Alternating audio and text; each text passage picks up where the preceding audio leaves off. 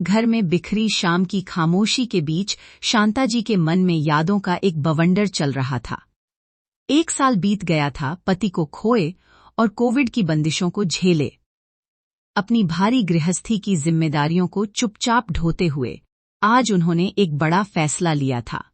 जब बेटा सुरेंद्र कमरे में आया तो उन्होंने अपनी इच्छा जाहिर करने के लिए शब्दों को समेटा।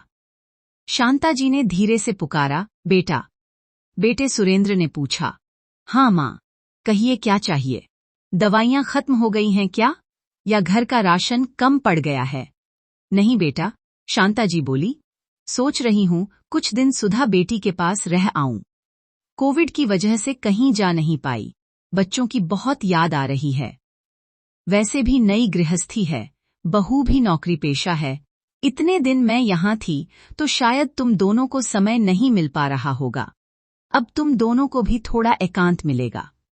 और वैसे भी दामाद जी अपनी माताजी को देखने जा रहे हैं तो मैं सुधा का हाथ बंटा पाऊंगी। 1 हफ्ते के लिए जाकर आती हूँ, मुझे वहां छोड़ देना। शांता जी का एक बेटा और एक बेटी है। बेटी की शादी के 2 साल बाद उनके पति रंगनाथ जी का दिल का दौरा पड़ने से देहांत हो गया था। तब से शांता जी कहीं बाहर नहीं निकली थीं। इस बीच 1 साल बीत गया और बरसी के सारे कार्यक्रम भी संपन्न हो गए। सुरेंद्र ने अपनी पसंद की लड़की इंदिरा से कोविड के कारण सादगी से विवाह किया था। बहू के घर आने से तीसरे व्यक्ति की चहल पहल से घर थोड़ा जीवंत हो उठा था। बहू को घर के कामकाज का अधिक ज्ञान नहीं था। आलू फ्राई, भिंडी और कुंदरू की सब्जी के अलावा उसे कुछ बनाना नहीं आता था। उतना सा काम करके ही इंदिरा थककर सो जाती थी। शांता जी ने सुना था कि आजकल के बच्चे काम बताने पर तलाक तक की बात करने लगते हैं, इसलिए वे उसे कुछ नहीं कहती थीं।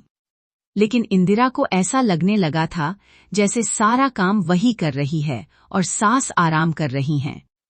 यह अंदाज लगाकर शांता जी ने बेटी के बहाने कुछ दिन दूर रहने का फैसला किया ताकि बहू को असलियत का एहसास हो। शांता जी छोटे बैग में कपड़े पैक करके तैयार थीं। इंदिरा मन ही मन बहुत खुश थी। सोचा चलो 1 हफ्ता मजे में बीतेगा। ऊपर से तो उसने कहा, अरे माँ जी, आप हफ्ता भर वहां रहेंगी तो हमारा मन कैसे लगेगा? जल्दी आ जाइएगा।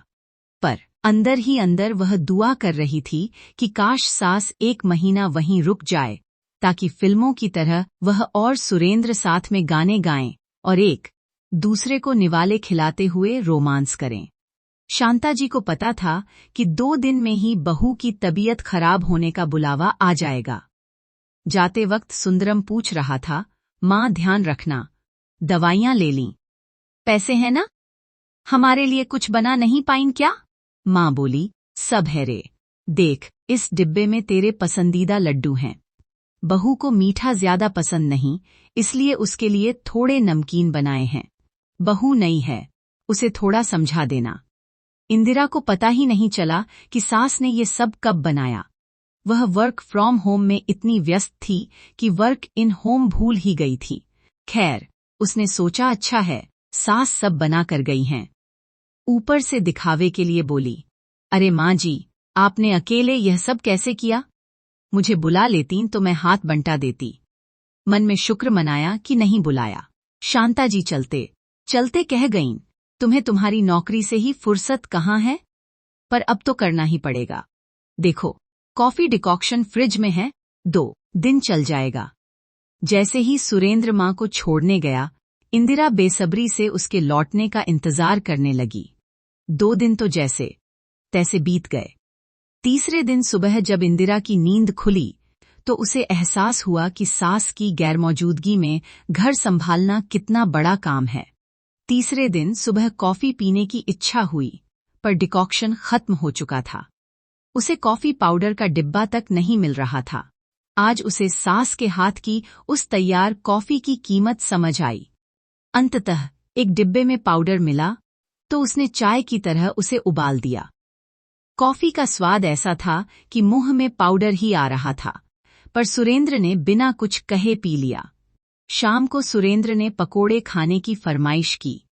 इंदिरा को पकोड़े बनाने नहीं आते थे, उसने यूट्यूब की मदद ली। यूट्यूब पर पकोड़ों की लंबी लिस्ट देखकर उसके होश उड़ गए। प्याज घर में थे नहीं, और उसे खुद थायराइड था तो गोभी खा नहीं सकती थी। हार मानकर सुरेंद्र ने मां को फोन किया। मां ने बताया कि मूंगफली और तेल कहाँ रखा है। पकोड़े बनाने के चक्कर में इंदिरा ने अपना हाथ जला लिया और पकोड़े भी कुछ कच्चे तो कुछ जले हुए बने। 2 दिन और बीते, पर इंदिरा को लगा जैसे साल बीत गए हों। तभी घर की घंटी बजी। बिग बास्केट से राशन आया था। इंदिरा ने सोचा, है भगवान, अब ये सब सामान भी मुझे ही जमाना पड़ेगा। सुबह जल्दी उठना, कॉफी बनाना, कामवाली के जाने के बाद बर्तन और घर व्यवस्थित करना, कपड़े तह करना, सब्जियां धोकर फ्रिज में रखना। ये सब सोचकर ही उसका दम निकलने लगा। उसे एहसास हुआ कि जिसे वह सास का आराम समझती थी, वह दरअसल उनका अथक परिश्रम था। उसका अहंकार टूट गया और उसे सास की अहमियत समझ आ गई। उसी शाम दोनों पति पत्नी शांता जी को वापस लेने के लिए उनके पास चल दिए। जैसे ही सुरेंद्र और इंदिरा ने घर का दरवाजा खटखटाया, शांता जी को सामने देख इंदिरा की आंखों से आंसू छलक आए। उसने आगे बढ़कर शांता जी के पैर छुए और उन्हें कसकर गले लगा लिया। इंदिरा रुंधे गले से बोली, मां, मुझे माफ कर दीजिए। मैं सोचती थी कि आप इस घर की अतिथि हैं जो बस आराम करती हैं, पर इन 5 दिनों में समझ आया कि आप तो इस घर की वह नींव हैं जिसके बिना यह छत गिर जाएगी।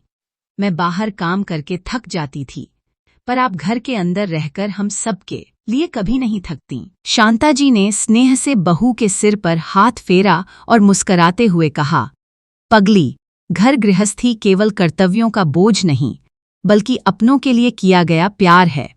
जिस दिन तुम काम को काम नहीं, सेवा समझोगी, उस दिन तुम्हें थकान नहीं, संतोष मिलेगा। सुरेंद्र चुपचाप खड़ा देख रहा था कि कैसे उसकी मां की एक छोटी सी सीख ने इंदिरा को एक बहू से इस घर की सच्ची गृहलक्ष्मी बना दिया था। आज घर की खामोशी दूर हो गई थी, क्योंकि रसोई से फिर वही पुरानी खुशबू और शांता जी की चूड़ियों की खनक गूंजने लगी थी।